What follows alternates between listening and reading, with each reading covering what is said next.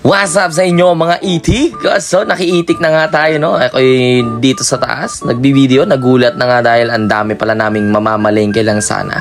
Ngunit kami biglang nagpagupit dahil magpapagupit ngayon dalawang magkapatid. At kung makikita nyo rito guys, kasama namin si Cyclops. Napakapoging Cyclops nga naman, putang inang yan. At eto ngayong araw na to, originally dapat mamamalengke lang kami at bibili kami ng mga pagkain na kailanganin namin sa LU. Syempre para maging pugi-pugi naman, nagpagupit na kami lahat. At eto ang naging resulta guys. Napakapoging nga naman. Stop nyo lang kung gusto nyo kung pakita nyo yung mga gupit namin bawat isa. At ngayon, dito sa video na to ay nandun kami sa basement parking ng SM Urdaneta na kung saan tapos na nga kaming kumain at busog na busog ang lahat. Kita nyo naman, ang lalaki ng mga tiyan ng mga itik.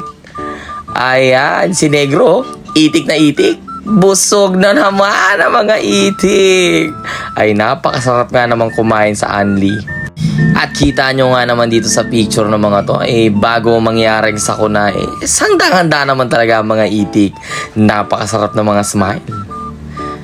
At eto na nga, nandito na kami ngayon sa CSI Urdaneta na kung saan mamimili na kami ng mga kakailanganin namin kaya numagahan para makapag-prep na rin kami. Itong oras na to ay mga alas 5 na ng hapon at kami nagmamadali na dahil papasarado na nga sila.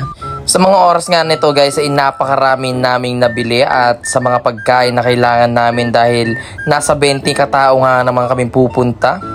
At eto naman ay biglang si Negro ay may nakitang kung ano na namang napagdiskitan niya sa utak niya, nakikala niya kung anong bagay na pakakaadikan na naman. Mukhang tanga na naman si itik, puta. Kaya't hanggang dito na lang muna itong video na to guys. Bye!